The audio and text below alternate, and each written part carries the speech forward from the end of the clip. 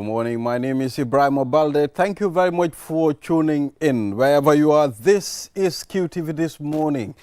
And this program is proudly sponsored by Q Money Sunyu Kalpe, the most reliable mobile network and mobile wallet in the Gambia. You can cash in, cash out, you can buy cash power, and of course, buy anything you want via Q Money wallet. And I am with Mr. Ade Drame. Good morning, Mr. Ade. How are you? I'm very well. How was your weekend? My weekend was interesting. I was here on Saturday. Surprisingly, I didn't see you. I was about to say, I mean, for once I took I didn't see you. I took Saturday off, Yeah. so I had a longer weekend than usual. That was really surprising when I was here for the QCell hour, Right. and I didn't see Mr. Ade on seat. I was like, oh, where is Ade? Yeah, and I thoroughly enjoyed it. It was very relaxing. And I was explaining to him, Butch, I didn't do anything particularly exciting. I just, watched lots and lots of documentaries about Lee Kuan Yew and Singapore. Okay. So now, even though I knew a lot already, I feel like I'm an expert now. I did the same over the weekend. I watched the documentary from Egypt. I mean, Okay. the Egyptian president was assassinated during his Anwar Sadat. yes, I Yes, watched that, and yes. quite very interesting. There was a military parade, and he was assassinated. Yeah. Yes, I was going through it. So we're joined by the Minister of Finance of the Gambia, and we'll talk about some of the economy and national budget priorities of the Gambia, and what the government is doing to improve lives of ordinary Gambians. I mean, from prices to foreign investment.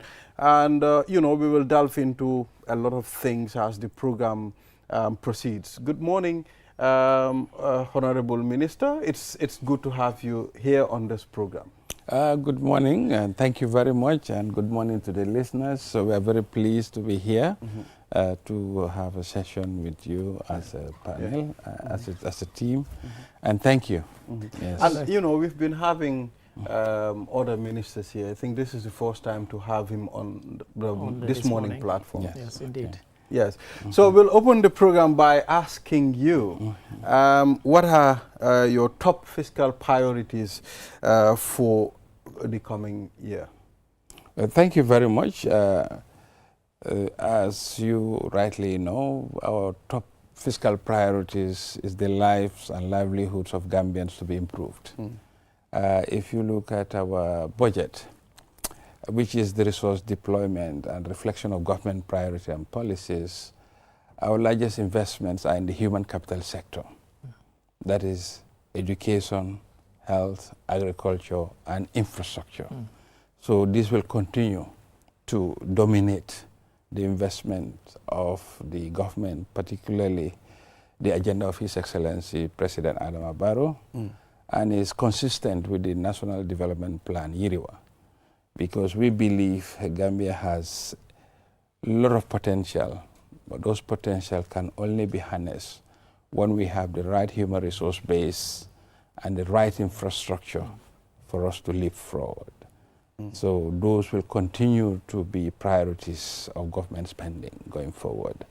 But of course, notwithstanding, another area which continues to take a substantial chunk of our budget is the continuing debt service. That will also feature. So in a nutshell, in terms of deliberate resource allocation, it will be towards the human-centered factors of national development. And the sole objective is nothing but improvement of the lives and livelihoods of the Gambians. Yes. Yeah, that's interesting. Yes, I mean, Minister, we've heard recently from international organizations, IMF, the World Bank. If you'd like to just tell the viewers what have those organizations said about the Gambia and the Gambia's economy? Well, thank you very much. Well, we would rather, of course, we deem people to, I would prefer for people to see this for themselves. But as you know, those reports have been very welcomed, and they have seen the reforms that the government of Adama Barrow, His Excellency Adama Barrow, has embarked on. And these reforms have yielded positive dividends. The economy is growing north of 5.7% in 2024, and it's expected to grow at about 5.5% in 2026. Inflation is down to single digits, and the infrastructure investment is paying dividend. We have seen significant improvement in the infrastructure landscape. And the emphasis on infrastructure investment is that it opens up the economic system and allows others to come on board. And when we say infrastructure here, we're not only looking at physical infrastructure, we're also looking at the digital infrastructure. And with that, we want to roll out digitalization of government finances and transactions, which we have started.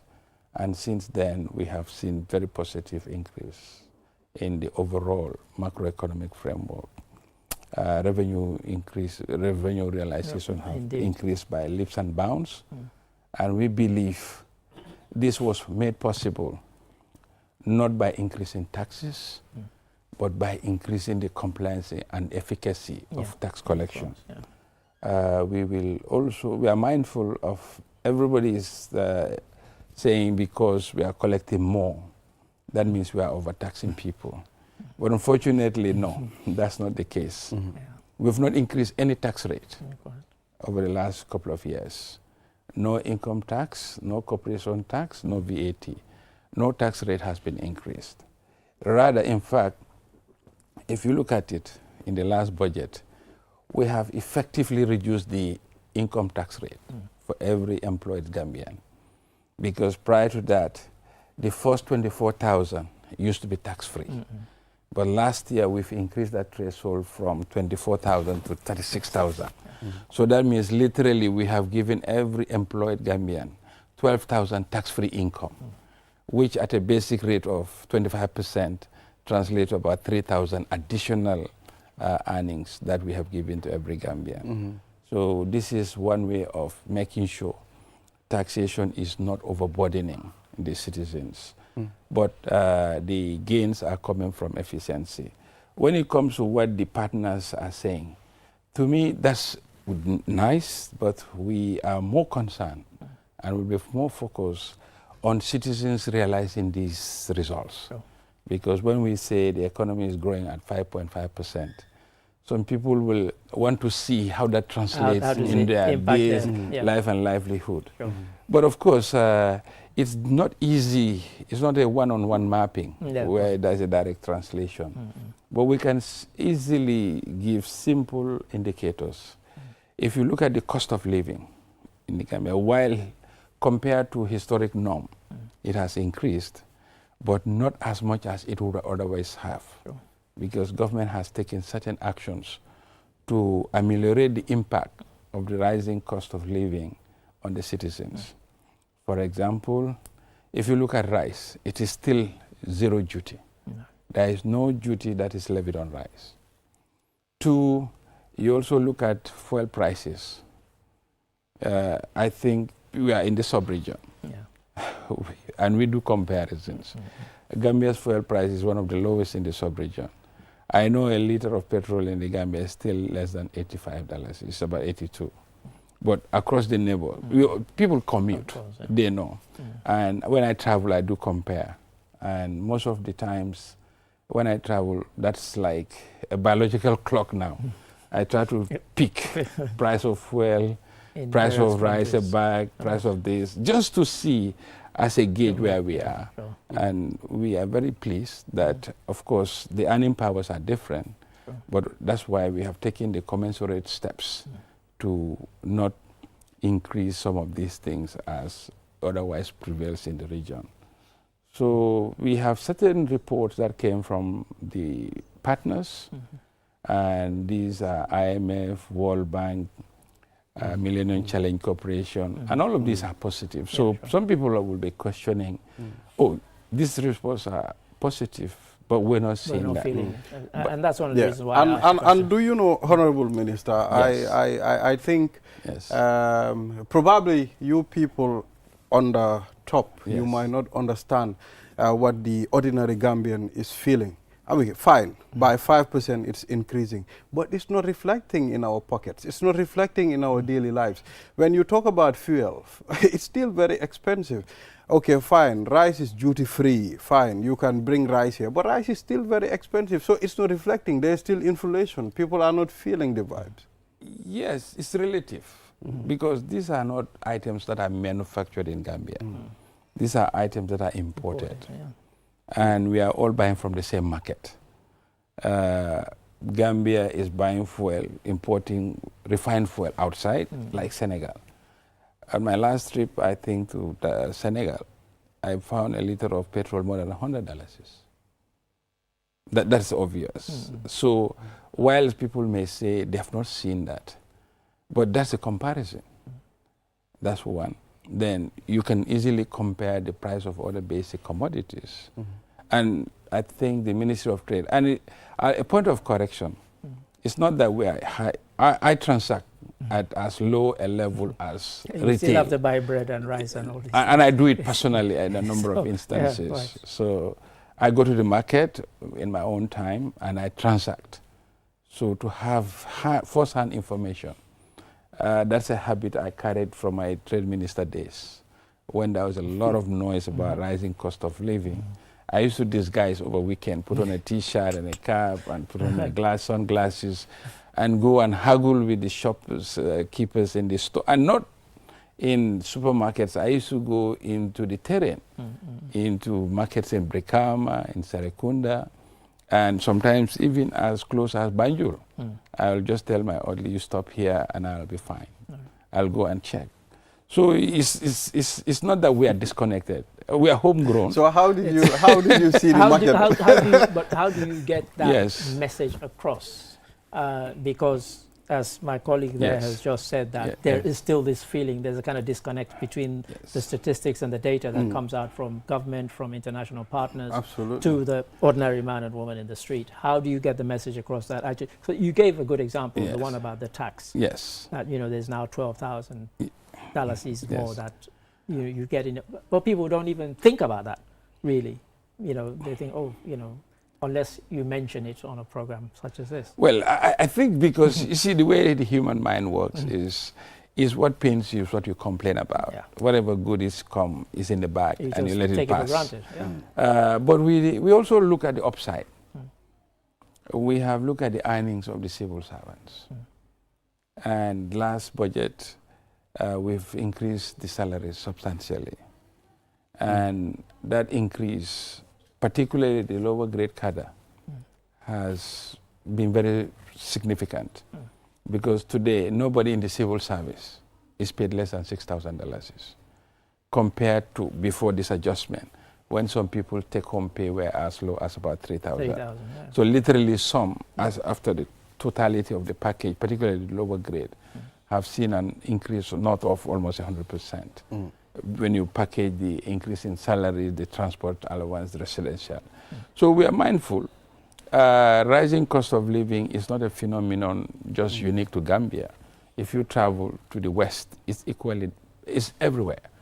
And I think within the context, we've not done badly. Of course, we cannot pat ourselves on our back, but I think you cannot measure things in absolute terms, particularly things that are not under your control. You can only look at it from comparison. And that's why the simple layman principle would be, we've had our neighboring countries, Guinea-Bissau, Senegal, coming to buy basic commodities here. But we are yet to see Gambians going across to buy those basic commodities to bring in here, except for items like vegetables, which are for availability factors, but not price factors. So basically that's about it. So what are we doing for the implementation of the National Development Plan and macroeconomic indicators as well?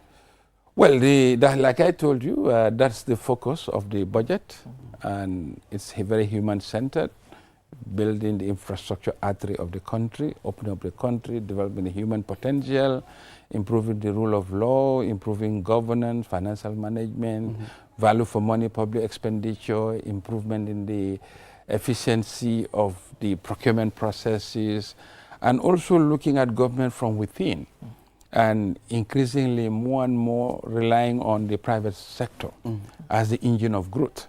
Okay. So because if you look at the National Development Plan, it's not all intended to be funded from public purse.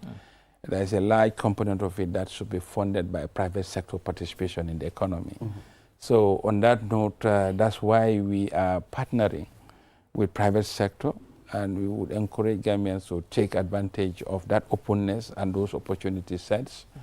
If you look at the road construction, we are pleased to have seen a number of Gambian firms coming into the arena, and a number of them have done pretty well. The Ministry of Works do update us, and we know a couple of Gambian contractors that are doing well, and a number of large infrastructure projects, like the recently concluded USET campus in Brikama, was done by a Gambian contractor. So these are what those infrastructure projects will yield. And we are, as a government, not focusing on infrastructure because it's easy to say. It's one of the most expensive investment, but it's a necessary investment. Because if you look at the infrastructure deficit, it's quite huge. Yeah. And you get to know it, and in fact, statistically or financially, evidence have shown that for every dollar of investment in infrastructure, the economic returns are about $4, 1 to 4. Yeah, sure. And when we say economic return, we are really just looking at a financial return, because if you look at an investment, you don't appraise it from just one return of economics. I put in $1 and I get. No, you look at the economic and social returns. Like one key example in point is Baton Hardin. This has been a major infrastructure upgrade to urban commute. But the returns are so obvious. It has cut the travel time of a number of commuters. Including myself. You know, you can't put a value on that. Yeah, I mean, yeah. Vehicle lives will be elongated. Vehicles will have more life, less pollution. That will also improve in the lives and livelihood. But these are not things you can feel immediately. Because if you have less pollution coming from vehicles in congested traffic, now you don't have the fumes, the environmental impact of that. Nobody can notice it on a day-to-day basis. But you can say, for example, your traffic time has been reduced substantially. More than half. Okay, more than half. Yeah, and then for related to that will be the wear and tear of the vehicles will also go down. But then how many users of the road can identify that, yes, because I have a good road today, my car is going to get a longer life, and I can relate with that. So that's why when they say they cannot see these GDP growth numbers, these are not numbers that you feel on a day-to-day basis. They are nascent, they are there, but it takes time to witness them. And even if they are there, it will take you time. It's not like when you're hungry, you eat and you know you are okay. No, it does take time. It's just like nascent, like oxygen. Everybody knows that oxygen is essential to life, but nobody sees it. But you only know the value when you don't have it. You get my point? So that's it mainly. So, Minister, before we came on air, you and I were talking about that. You've done quite a lot of traveling recently. Yes. And you were recently in Tokyo for TICAD. I watched other countries, and you know, they all kind of reported on the kind of the gains from it. And this is the question that people always ask. Okay, our ministers and even the president, they do a lot of traveling. What do we gain from these things? So from TICAD, what were your main takeaways from that? Oh, thank you. Of course, just a point of clarification. We, as you know, the travel ban is still in place. That means that only those missions or those travels that are statutory or very important and will have direct impact are allowed. Just to set the record straight. So TICAD, Japan is a very strong partner. They've continued to support Gambia in the area of fisheries, water, as well as even in, you know, Japanese rice that comes. And more we are they are partnering with us to invest in agriculture as well. So the takeaway is we had a successful meeting with JICA, which is a Japanese International Cooperation Agency. And plans are afoot. In fact, they are expected in country this week or last week, this week. Because I saw they had some project to do with food preservation, which they're very well known for. Yes, exactly. They're coming to do like ice plant in Tangier also with the fisheries ministries. And being a strong bilateral partner, we have deepened our engagement. We had meetings with the Prime Minister, with the Minister of Foreign Affairs, to put the Gambian case so that Gambia will be on their radar and the partnership will grow from strength to strength. So it was a very useful trip. Well, this is it. I mean, because America seems to be disengaging with Africa, I guess we now have to form even stronger strategic partnerships with the likes of Japan, China, Russia, maybe South Korea, and so on. What are we doing in that particular aspect? Well, I think the economic, the bilateral engagement of the U.S. is changing. Instead of aid, U.S. is now looking at it more from a trade lens. And transactional. Trade and, you know, which is not bad, you know, because it's trade that grows the economy. So instead of just giving a handout, they say, let's trade more, let's do more transaction, B2B, business to business, so that things can move. So with that shift from what used to be like when they used to just give grants and aid, so I think it is also going to jolt us to live to that challenge, to say, look, well, it's not business as usual. And there's one thing that is constant in life, that is change. We cannot continue to do business as usual. And with that paradigm shift, now other partners are also coming, and Africa is still an emerging economy globally, and there's a lot of interest in Africa. If you look at China, Africa Summit, Russia, Africa Summit, Japan, South Korea. So it's for Africans now to take advantage of this opportunity set that has been presented to transform and look inward, improve on governance, rule of law, transparency, infrastructure, invest in human capital, so that with those necessary, what they call factor conditions, like, I mean, primary prerequisites, which are necessary for an economic takeoff. Currently, you know, for Gambia, our plan is we are growing about 5%. We are working to see how that growth can be stretched to 7%. If we can be able to grow at a rate of 7%, and we want to lock it there, not to grow and revert. We want to have a sustained growth rate of about 7%. And mathematically, if you are able to grow at 7%, in 10 years, you will double your economic size. You know, in fact, 7 over into 72, that's about 10 years precisely, using the rule of 72. So basically, that's the agenda, to grow the economy. Let's have a sustained economic growth with prudent fiscal management, of course, the associated infrastructure. By that is the confidence. We've seen a lot of confidence in the economy that's reflected in the foreign direct investment that is coming in. I think the volume of foreign direct investment has increased by more than 300%.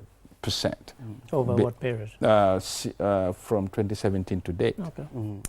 Based on the latest, I think, UNCTAD report that the Minister of Trade shared at one time.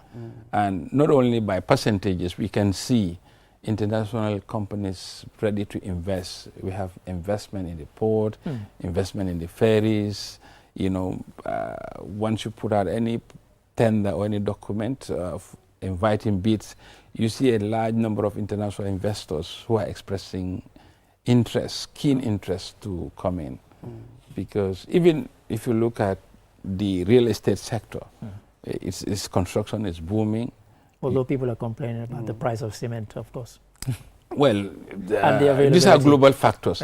You see, the thing is, I can feel for the people because they are the brunt of it, but the reality is there are things that are within your control, things that are not. Of course. Most of the things that we utilize for our economic activities are imported. And these are imported using foreign currency.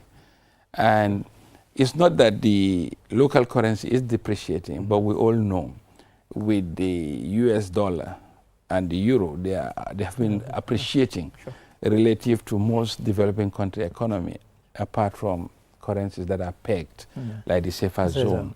So that is what is giving rise to this imported inflation. Sure. But that's why we are increasingly more and more try to do import substitution to grow the agricultural sector. And in that space, we're encouraging the private partners to come in. That's why we see the likes of Maro Farm, you know, the like of Hamadou Dia, I think is also into it. I think the Hamadi community is also going into rice cultivation. The South Koreans are also coming in to partner with private sector. Just to emphasize that government is here to support the unleashing of the economic potential using the private sector as the engine of growth. So, Minister, okay, I would have loved to ask... can I just, very quick one, Yes. because you kind of touched on it, the kind of currency fluctuations and so on. We've talked a lot about the ECHO. Yes. How close are we to seeing this become a reality? I think they've put a 2027. And are we prepared for, and what difference would it make, really, in terms of... Well, I think a single currency for West Africa would be useful if realized, because one, it will reduce transaction cost. Because today, if you're in Gambia, you want to transact in Senegal, you have to do monetary exchange. It's the so once you zero out, and we've all seen what the introduction of the euro did to Europe. The Southern European countries were uplifted, you know, before the escudo used to be like a floating, and very difficult, and the lira, but with the coming into force of the euro, it has normalized and eased transaction, and it will encourage predictability. You know what you're getting into. You don't need to worry, because today, if they tell you a quote from, let's say, Ghana, you have to go what they call triangle. You have to go through a dollar then to get to the cedi, and that will cut out all that. And in foreign currency, each step of the leg you pay a margin. For you to transact from your dollar to dollar, you pay. From your dollar to the cedi, you pay. So it will eliminate all those. So it's very important if realizable.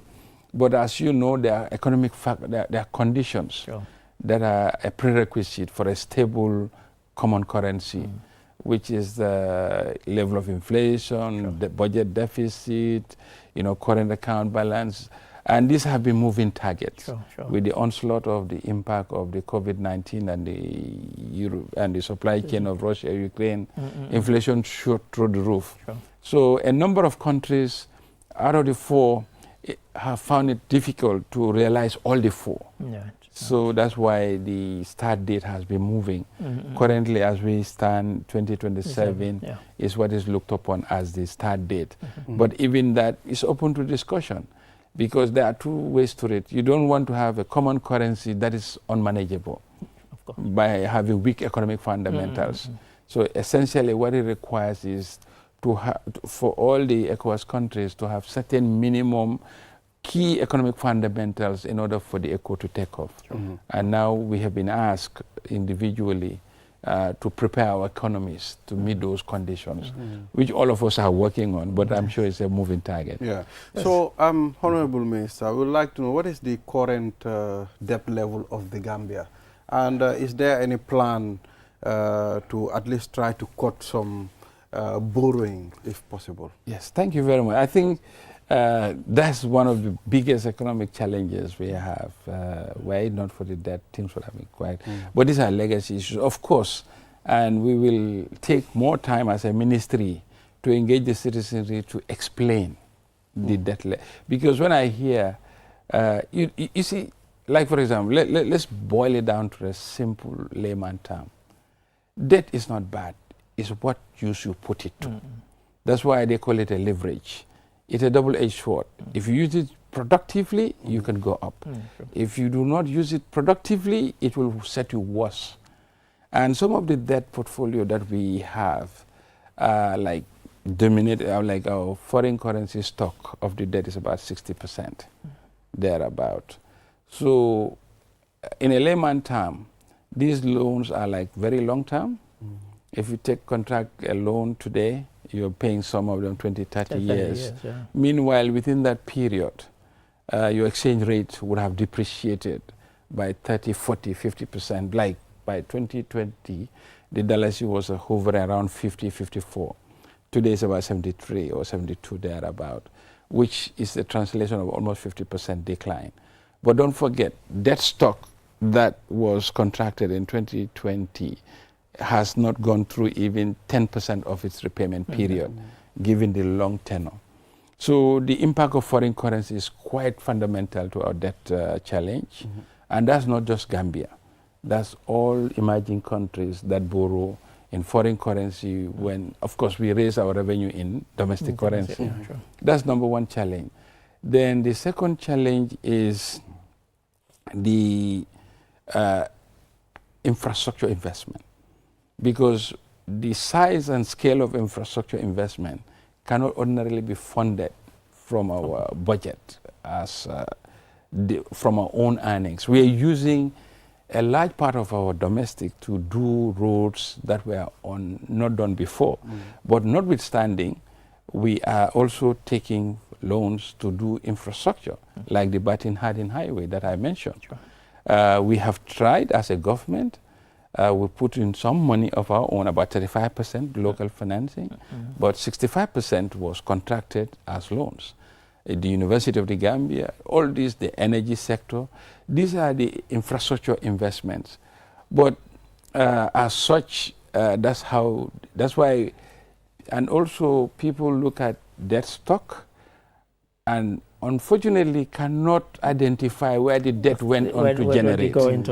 You know, but like for example, today, if I announce the debt is about 110 or 120 billion dollars, people can relate with that and say, wow, it's very high, but they cannot relate, well, this debt stock has gone on to finance the Batin Hardin, has gone on to finance the energy sector, had gone on to build the University of the Gambia campus, have gone on to build some hospitals. You get my point, or provide some essential services. So this is where we are. So that's one thing. But in terms of debt, is the sustainability of the debt. Contracting debt is one thing. It is your ability to service that debt that becomes a challenge. And when you are gauging debt, you don't look at it in absolute terms. You look at your capacity to service that debt. As we speak, and that's why we have been, by 2022, the debt to GDP, which is the base in which the level of indebtedness is measured, it was 85%. Today it's 71%. So the curve is on a downhill. And we are committed to sustain that path. Do we have a kind of target? Yes, certainly. In the next... ideal? Yes, certainly. We want to bring this level to less than 60 in the next 3 to 5 years, not more than that. And how do we go about that is, when we are borrowing, we are conscious. We are not borrowing any loans that are at market rate. Right. We are only borrowing loans that are concessionary.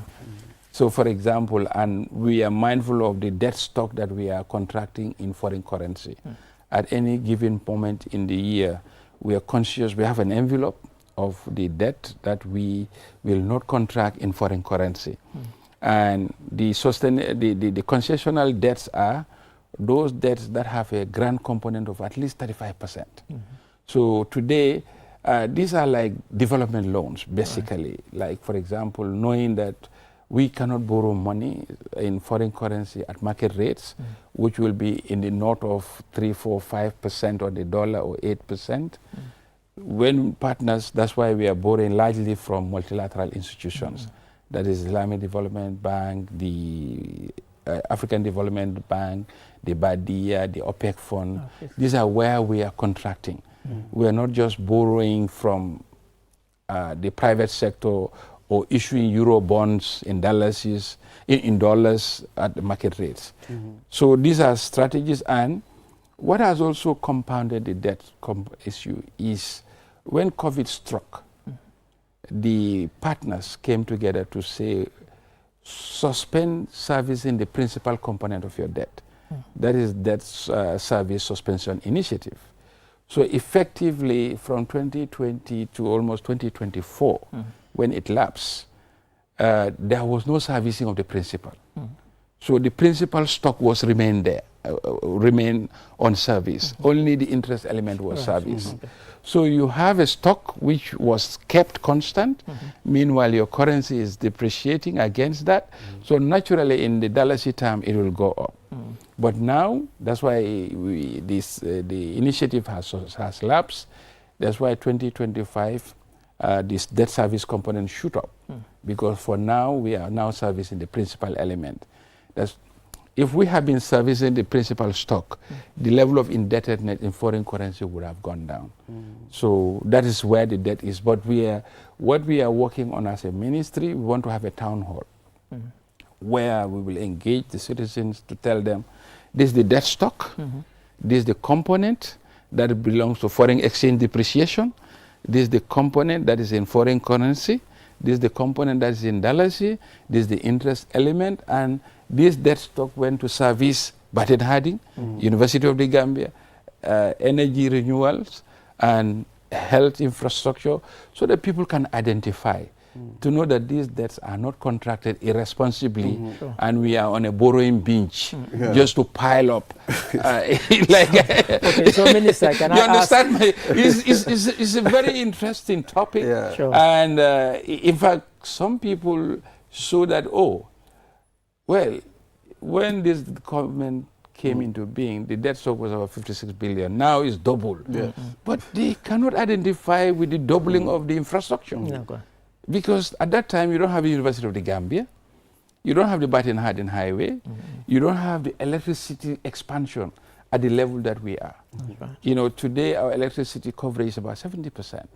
Before, it was even less than 50%. And these were financed by loans. You get my point? So that ability to match the debt stock to economic activities and transactions. So this should be communicated. People should know what is happening.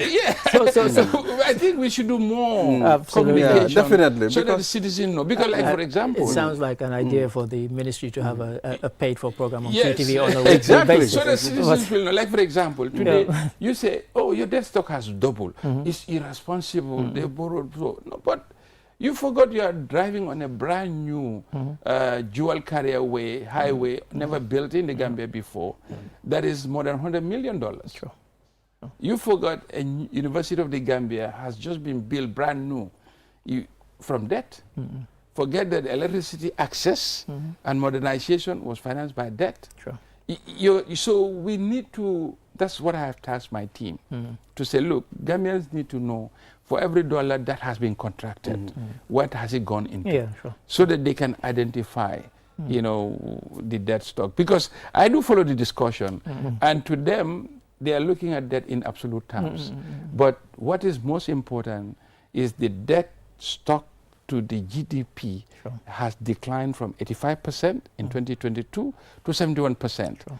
And we are on course to bring this to less than 60 in the near term. So this is the direction. So let me throw a complete curveball. Finally. Has the government thought of, as has happened in at least two instances that I'm aware of, and one I actually worked on in Rwanda, diaspora bonds to actually fund some infrastructure projects? Because we know that Gambians outside very engaged with their country. They send up to $1 billion officially and in terms of remittances, but diaspora bonds to actually build certain infrastructure, which has happened in Rwanda and it suddenly happened in Ethiopia. Ethiopia did it, Rwanda did it. We are also working. The central bank is at advanced stage. In fact, they went on a roadshow last year to different states in the US to engage the Gambian citizens on the need to invest in a diaspora bond. And currently a PPP transaction, Abuko Mandinaba, Stinko and a bypass, it will be financed through a private, public-private partnership. And the diaspora are encouraged to invest in that. And the central bank is leading that effort. And we also are mindful of engaging the diaspora proactively so that they can see their investment not only remittances, not only consumption, but productive sectors of the economy.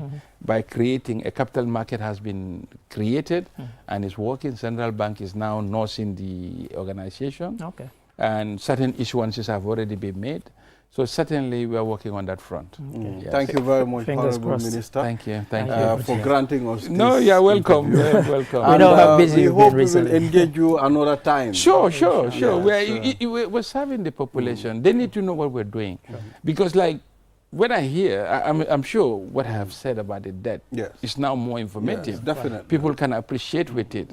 So, and our role is to communicate. And the Minister of Communication, Honorable Sise, is doing a fantastic job in this area. And we'll support him by our sectors to really bring our government policies, priorities, and actions that we are doing. Because if we just work without communication, it can give rise to a lot of misunderstanding. Even like, for example, certain concepts which might be new, like recently they say, oh, we are privatizing everything. We've not privatized anything. All we did is concessions. And they say, oh, you sold the bridge. We didn't sell anything. So we need to communicate more. And, better. If we are working for people, which we are doing as a government, those audience, that is the citizens, should know exactly, so that you be on a similar wavelength. You may not always be on the same wavelength, but ideally, communication will iron out many gaps. And thank you for granting me the opportunity. You're most welcome, Honorable Minister. Thank you. Yeah, so on that note, we'll take a short break. After the break, the program continues. Thank you. Okay. Money Johnny we ni nuldugol mbudi mi yetoma Johnny ida wawi nuldude mbudi irako Gambia do ya Senegal e Q Money wallet mount e ko hon wonda e fadde mi yetoma uduto Q Money account ma on Johnny fuddoda nuldude mbudi e teribe ma re wadon ka Orange Money nder Senegal fi yebugol hen ko labi ida wawi nuldude Q Money customer care e 133 Q Money suñu kalpe dum no yadi e sartaji. Opticalia, Gambia's leader in optical care with 5 locations offering the best in visual health. With cutting-edge European technology, Opticalia delivers single vision lenses in just 20 minutes. At Opticalia, we care about our future. Eye exams are free for individuals under 18, ensuring everyone has access to quality eye care. But it's not just about vision. Opticalia also provides advanced audiology services to ensure your hearing health is in the best hands. Our audiology services offer European standard hearing aids and diagnostics, ensuring everyone can hear clearly. Whether it's testing or treatment, you can trust Opticalia for your auditory care. Opticalia offers European standard products, fair prices, and exceptional value all under one roof. Visit Opticalia at the Tropic Shopping Center near Senegambia or call us on 7767-121 or at any of our regional branches.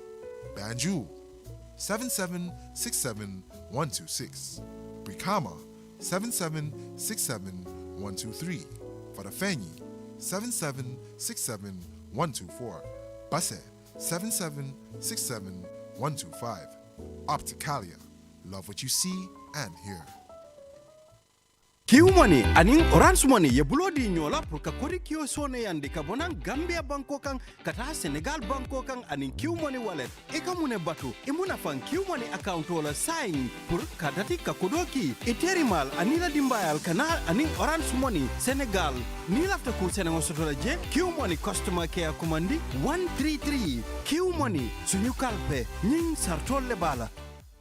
Q Money and Orange Money has just made money transfer easier. Now you can send money from Gambia to Senegal directly from your Q Money wallet. So what are you waiting for? Get your Q Money account now and start sending money to your friends and families through Orange Money in Senegal now. For more information, call our customer care on 133. Q Money, Sunu Kalpe. Terms and conditions apply. Banking the smart way with the new Aji Bank mobile app. Transfer money to any bank account in the Gambia. Top up airtime for all networks. Pay utility bills. Check your account balance and view mini statements. Request for ATM cards. Request for checkbooks and more in a single touch. So, do your banking in a smart way. Do your banking now with Aji Bank mobile app. Every time, is banking time. Aji Bank, your investment partner.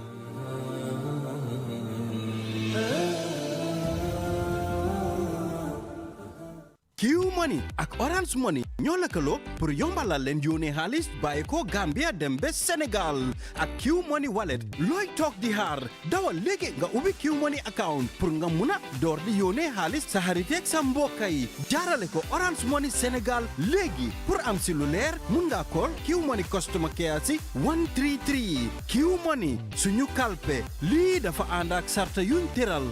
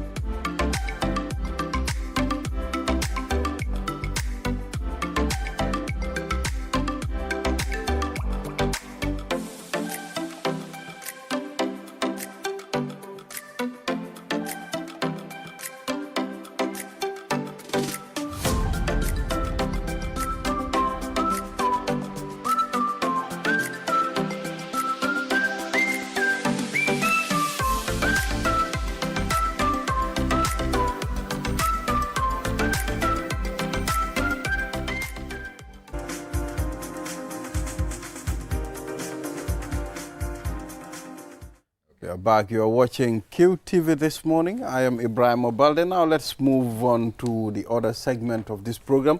And we have the Gambia Autism Society's Launch Pack 2025.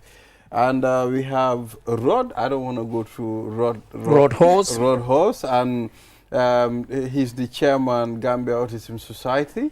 And of course, we also have Gaz M.M. Jara, founder, Gambia Autism Society. Gentlemen and lady, welcome to QTV this morning. It's good to have you people here. Nice to be here. Yes, on our platform, we give ladies first. Yeah, so how are you doing, Miss Jara? I'm good, alhamdulillah, thank you. Nice. So please tell us about this Gambia Autism Society. And before you delve in, explain to the viewers what autism is. Oh, bless. Thanks for putting me on the spot. What is autism? Well, autism is a developmental disorder that affects the way a person perceives the world, how they interact in society, and how they basically communicate from a very young age. It can be as young as from the age of 18 months and as early detected. And it is basically a condition that is hidden. It is not visible. So autism, especially in Africa, is kind of a myth. People don't just see it as anything. So basically, if you hear autism, a lot of people think of mental health, craziness, those kind of things. It's far different from that. And what was the first question? But when it is hidden, how do you identify it? That's the thing. That's where the support, advocacy, and everything that we're all about, the Autism Societies, is about to do. To tell people to identify and intervene early stages. Health professionals, educators, families, parents have to see the signs and symptoms from a very young age to know something is not right. Sure. And then they start to intervene. Yeah, I should declare an interest here. My adopted daughter's own daughter is autistic. They live in London, and of course there they get a lot of support. They do. So, you know, unlike here. Different world. His question was, how did you come to form the Autism Society? Very interesting question. A lot of people kind of say, a lot of people tend to get into autism or advocate when they have like a relative that is autistic, or a family member, directly affected, basically. But in my case, it was different. It was over 10 years ago, I met with a friend. He works directly with autistic children and adults. So basically, he was saying something, said, there's something about autism that we don't know. I'm like, what is autism? He told me, and I'm like, the signs and symptoms are familiar. Right. I recognize, but I've never heard of it. How comes? And it's like, it's 20th century. So I joined him into that advocacy from the UK. And then we came to the Gambia in 2015 and started the offer. That was the Organization for Autism Awareness. Okay. And then we started the organization, and that was going really fine. But I didn't know anything about it. But just the fact that growing up as a young kid in the Gambia, I've seen the signs. I've seen children like with those signs and symptoms. They've been treated differently. Yeah, sure. They've been ignored, and just been judged. And I'm like, even this is just not right. ostracized in some cases. Yeah. And I'm like, if we're out and then we see this is just not because of the awareness, why not we advocate more? That's how I just got into it. And then as time goes on, things start to blow up. Yeah, you got to know of relatives that are autistic, family members that have been hiding, and then people that are intellectually into their offices or in like really high professions that are even got signs and symptoms, but they're still masking away from it. But then we said, this is a problem. So Rod, let's bring you in here. You're chairman of the Gambia Autism Society. How did you get involved, and what was your interest in actually that kind of made you want to get involved? Okay, this is a 30-second history of Rod. Okay, came out here 2015. Okay. Went and worked as a volunteer with Gambia Federation of the Disabled. Okay. Yeah. Okay. Eventually became the executive director for 4 years. Okay. All right, until I handed over to somebody else. But in all that time, right, I took a very acute interest in all disabilities. Right. All right, and then I met Gaz, and she was telling me about autism, right, and I couldn't understand why they hadn't become part of the Gambia Federation. Yeah. So I pushed that, and the Autism Society is now a disabled persons organisation within GFD. Right. Okay, so I use my position basically as a voice piece, because I go to, or I used to go to, an awful lot of conferences and events on behalf of GFD. Right. And if anybody got the wrong impression or said the wrong thing to do with autism or in any mental health condition, then I would very politely and respectfully jump in there, put them right. Yeah. Okay, and that basically has driven me to do what I do. Okay.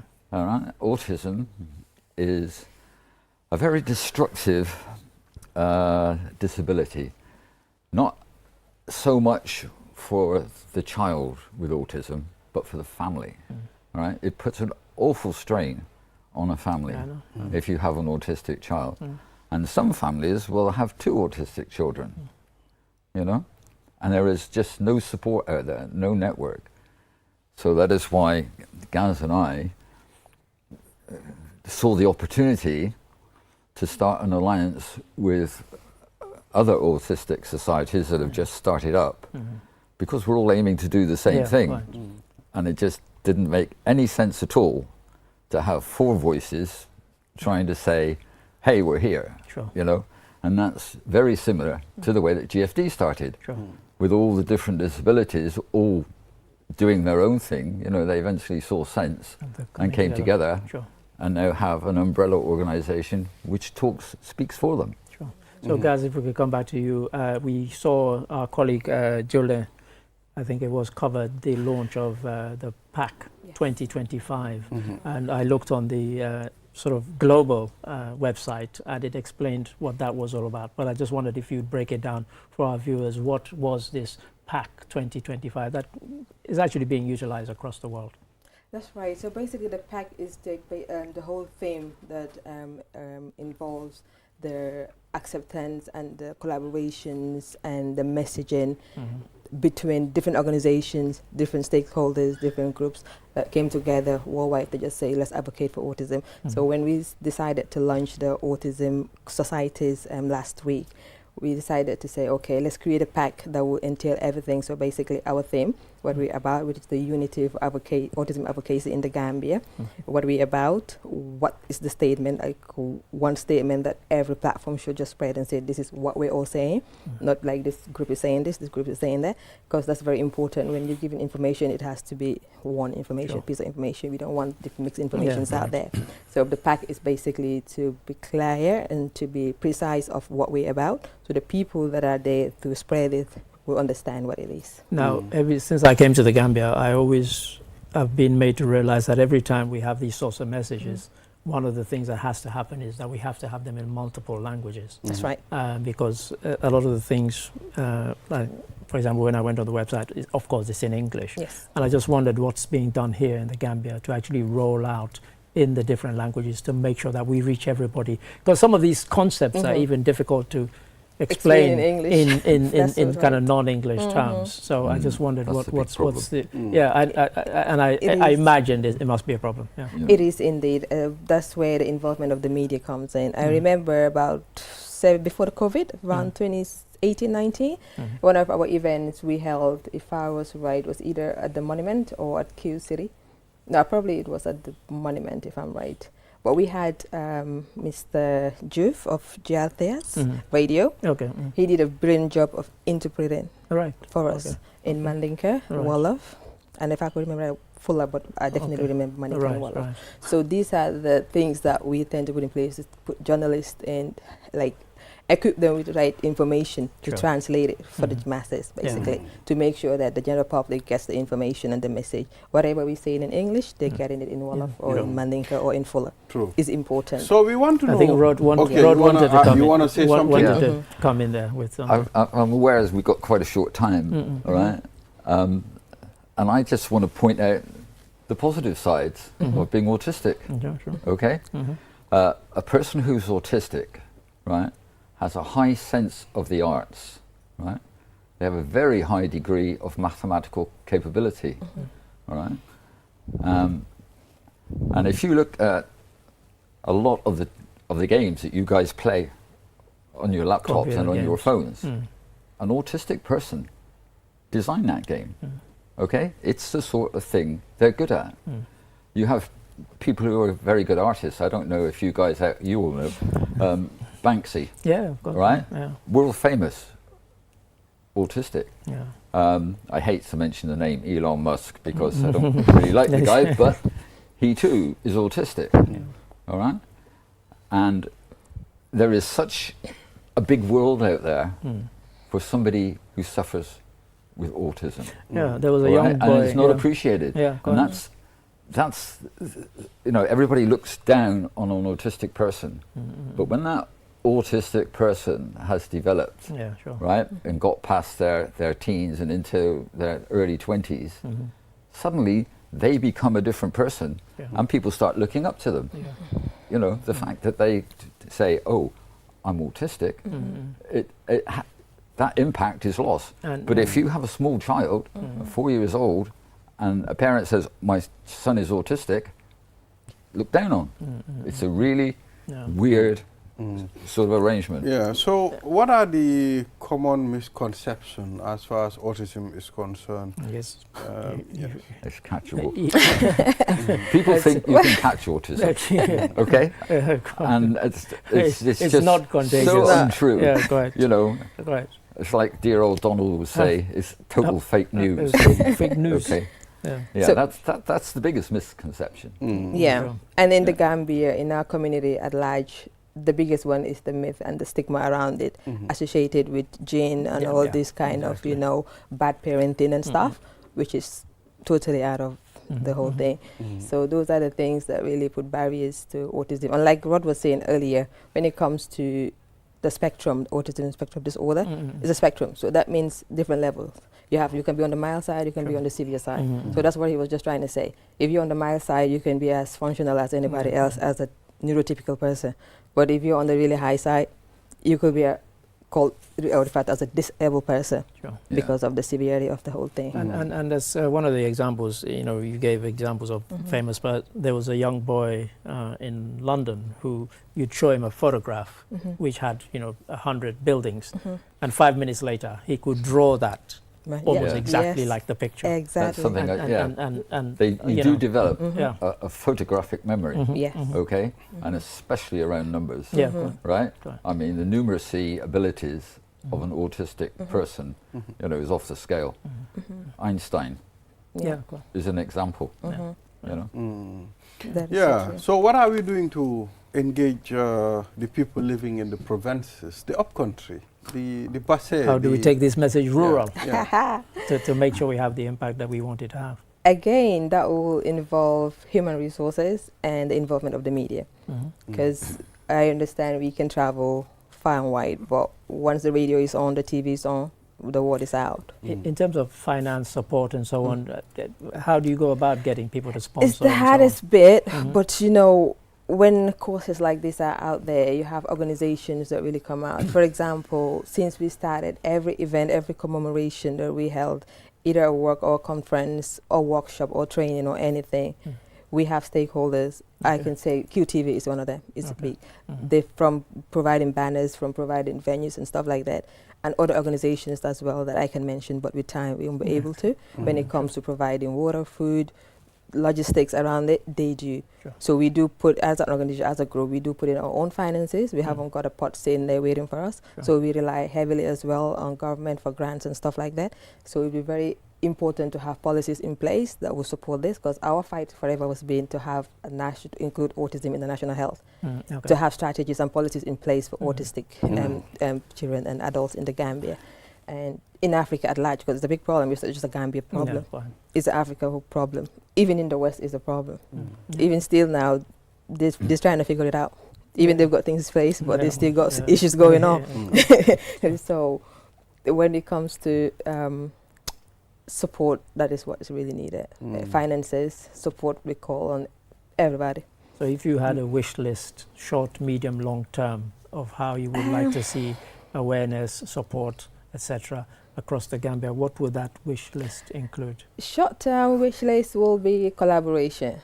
You know, make it a moral and professional matter on everybody to engage in advocating for autism in the Gambia. You want everybody to come together, because if we be like talking about autism all day and night and we haven't got the media supporting to put the message out, we haven't got organizations supporting financially or with resources, physical, whatever, man resources, we ain't going to get anywhere. It's going to make the work really difficult. So that's a short-term wish list. And long-term, we want to have a renowned center in the Gambia and have autism legislated and have an autism bill. To have, just recently in the UK, we have the Autism Act in 2021. So we'll be like, we're proud to say Gambia have fought so much hard for autism to be in the national health, and we've got data to back these things. And we've been gathering data for the past 10 years, including the other organizations that have been working as well. So that can be put together. So with the help and the support of the ministries involved, education, health, and stakeholders, they'll be able to put this together with our support and to make sure we have something that we can say as a Gambia, probably the first African country to have autism bill, have an autism act that support and put strategies in place for autistic with all people. Our pending bills. With all the pending bills. Some bills are more equal than others. But Rod, if I could come to you, and then we will probably give the closing word to Gaz. If in terms of advocacy, you reach out to schools, to the universities and so on? Is that part of the plan? I mean, we've tried reaching out to schools and it wasn't tremendously successful, unfortunately. But one of the ways I'm looking to approach the problem is with GFD, who are looking to expand, especially, as the questioner said, out into the rural areas. I mean, they recently did a big event in Farafeni. But that is one way, where we can draw the autistic person towards us. You have like outreach centres, which are there for the small groups of disabled persons, all right, who have no access to anything else. And you have like a multi-social disability group, and that is one way of approaching everything. The one good thing about the advocacy part at the moment is that autism is a buzzword, especially in the United States. Now, they recently did a test, right, across the America on 8-year-old children, all right? And they come up with 4.7% of 8-year-olds, right, are showing signs of autism, right? And that was like 3.6% were boys and 1.3% were girls. And that reinforces the notion or the knowledge that autism affects 4 boys to every girl, but nobody knows why. All right? It's one of the unknowns about autism. Now, worldwide, if you read the worldwide figures, they say autism is only 1%. But the real reason it's only 1% is because half of the nations don't report on autism. Thank you. Because they don't We've already understand autism. the whole time. All right? Yes. And in reality, you can say that these 8-year-olds in America probably represent the whole globe. All right? And you could quite confidently say 4 to 5% of adults or people on the planet, right, are autistic at one point or another on the very wide spectrum of autism. Thank you very much. Sorry, Thank can you I for coming. correct Rod on quickly on the involvement of the schools and the outreach for education, to refresh the memory. I know when it comes to accessing private schools, it's kind of hard because I remember about last year or 2 years ago, 2 years ago, that's where we went to, but before that, prior to that, we went to state schools. We went to state schools, we went to special needs schools, and we have an MOU with the Ministry of Education. And when it comes to reaching and doing training for trainers and stuff, just roll out a memo and it goes out to all the schools. So we've been really great with that when it comes to the help and support. And into the academy as well, we have a permanent support work at the station at the school, supporting the teachers and the students, and now we're looking to have our building to support special needs and autistic. So it's really good, doing very well. Thank you, guys. Thank you, Rose. We've run out of time. Thank you. We've run out of time. No you know, worries we at hope all. to engage you more in the future. We'd have kept going for another half an hour. For another hour. So, I mean, it was good. At least I believe some people will definitely understand what autism is. Yes. And, you know, your child getting that is not a death sentence. No. So obviously, we need to free up our mind. There are societies that, you know, they keep these kids in the houses, they lock them up, you know, so these things, we need to change the way they think. Yeah, so viewers will be right back after the break.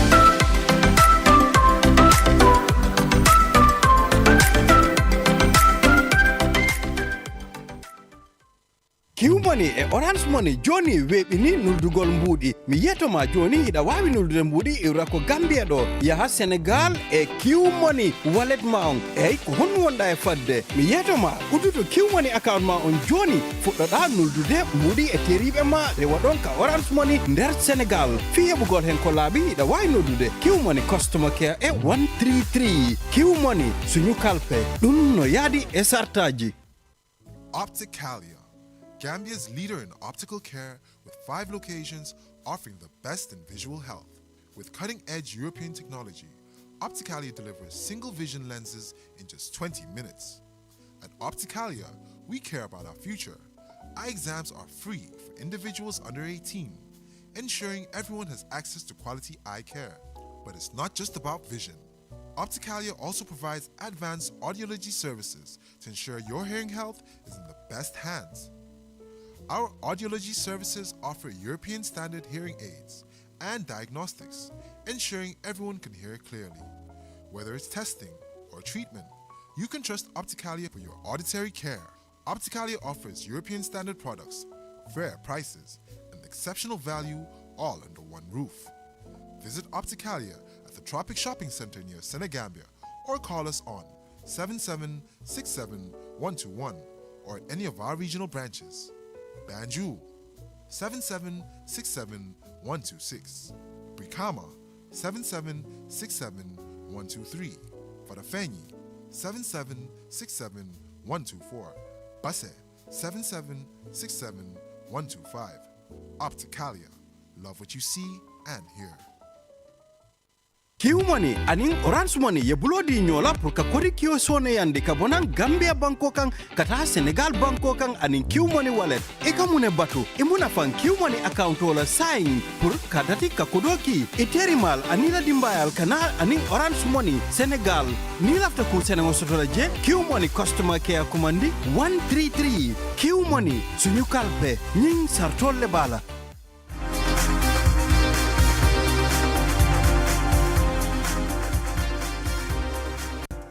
This conversation needs to be completed later. I want to know the ending. It yes, so we are back again. So you're watching QTV this morning. Now let's move on to the newspaper review.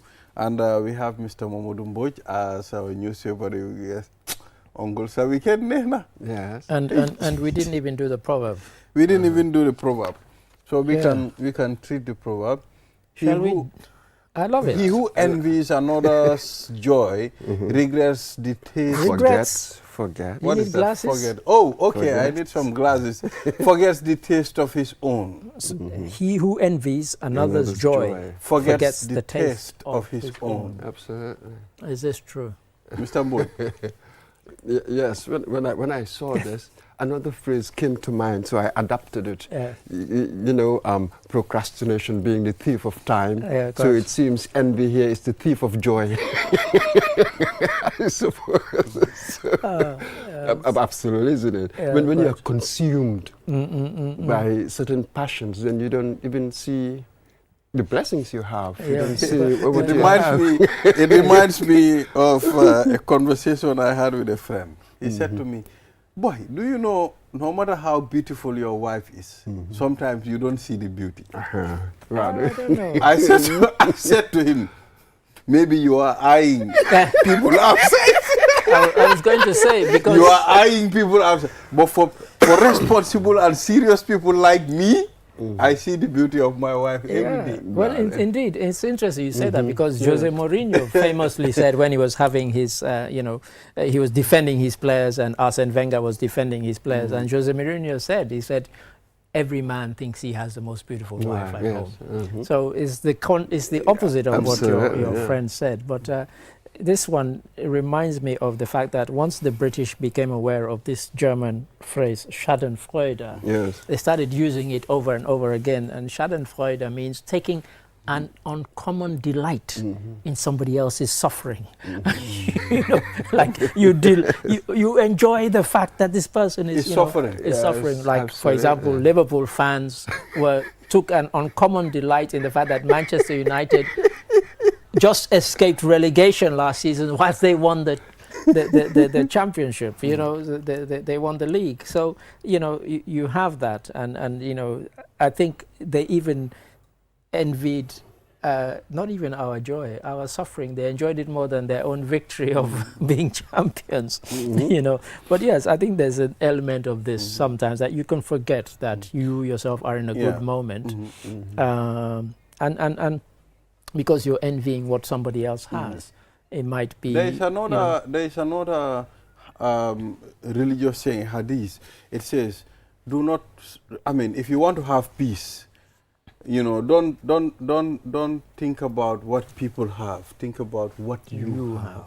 That's kind of what this is. It makes it easy for you. Sometimes you snatch your peace by looking at what people have. You understand? Okay, Mr. Mboj is driving a lexicon, and I want a Lincoln. A Lincoln or a Lexus. It's a joint of those two vehicles. You know, a Lincoln and a Lexus. So you driving that, I want to drive that. You want to, Mr. Mboj is eating at a bigger restaurant. I cannot go eat fufu anymore. So I mean, these are the things that are snatching our peace as people. Absolutely. And here I'll add another quote. Seneca, the Roman writer, saying that it is not the person who has little that's poor, but the one who craves more. So very interesting there.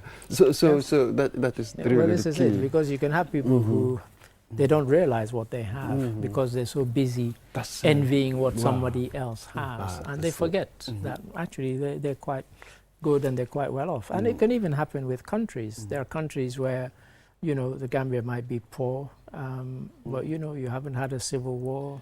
You haven't. But do you know? Things that do you know there is a difference between to be envy and jealousy? You know, Some people so say, I prefer to envy than to be jealous. Yes. Yes. What do you think? Well, I'd rather not be either. But if you gave me a choice, if you were to choose one, it's rather to envy than to be jealous. Jealousy kills. And jealousy has a kind of tinge of bitterness about, you know, something that somebody else has, or well, you know, particularly if it's, you know, because, you know, you're jealous of what they have. You could be envious of it and say, I'd like to be there. See, this is the key. I've seen some distinction where the meaning that, oh, you're performing so well. I want to perform as well as you. So that sort of envy, I don't know what to call it, jealousy, which one would it be? That's a more positive one, because it makes me aspirational. The one we don't want is that, oh, you don't want the other person to have that. You are not sort of striving to have that as well, but you want the other person to lose. As it were, what the person's got. Why should the person get this and I do not get stuff like that? They wanted to lose it. Yeah, probably because the other person is working smarter. You know, because they say, you know, work smarter, not harder. So it could be that. It could be that, of course. But yeah, it does happen. So yeah. So having done that, shall we delve into the newspapers before they kick us out of the studio? Let's move. Hey, our man is on the newspaper again. The finance minister. Yeah, what is he talking about? What's he on there for? We just had CDK Keita here in the studio. Okay, all right. So, concerned Gambians asked questions which Minister of Education did not answer. Was this at the Mansakunda on Saturday? So they had different ministers come. There was a special one on Friday, which was solely to do with the Gala petition and the kind of spillover from that. So there was that one. And then on Saturday, it was Mopsy's turn. So I'm not sure what the question relates to, although we've heard there were questions about exam results being withheld. And the ministry had even, I won't mention the publication to publicize it, but they threatened to sue one publication unless they removed a letter that the ministry had sent to parents of that particular school. Because the parents were saying, why are children's results being withheld? Because they thought there was something fishy, something dodgy about them. So it might have been to do with that. Yeah, so unemployed Gambia College graduates question delay teacher appointments. Again, why are we not still appointed? We are qualified teachers. Yes. We did our HTC, our PTC, so we're supposed to go to the four corners of the classroom. It will depend on the context, as it were. We need more information to answer that. As to why, and those might be some of the questions that were not responded to at that Mansakunda on Saturday. I didn't see it, I confess. I was kind of chilling. But it could be that. Was it Saturday or was it Friday? I think it was late on Friday. Was it Saturday? Yes, because I remember, you know, while one was busy doing something else, I saw the Minister of Basic Education, Dr. Drame, exactly, was on. And but yeah, I think it was Friday night, and then we played it on Saturday. Yes, yes, because I remember. So another very controversial news going around. Government Gambia Supreme Islamic Council apologized over Imam's comments on Murids. Yes. I don't know if you've heard about it, Mr. Mboj. Are you about to give it some oxygen here? Yes, by repeating it? I want to give it some catabolizing. Because if it's going to be controversial, we don't want it attributed to you. So we just take it that he's apologized. It's more of an imam that said, certain things, you know, going to certain places and, you know, which are not, you know, good places to go to as far as Islam is concerned. So there are certain sets of people that are angered and they reported it to the police, and here are the authorities taking it over. So let's leave it to Mary, them. is it hate speech? They kind of, yeah, because I saw a press release from the Gambia Supreme Islamic Council apologizing and saying that, you know, they had called this imam in, and I think the imam has himself apologized for the comments he made. But as I said, we don't want to give any kind of oxygen to those comments because they inflamed certain... Absolutely, and even with the Gambia Supreme Islamic Council, one wonders why apologize? This person did his own individual Let him thing, apologize. Cannot be attributed.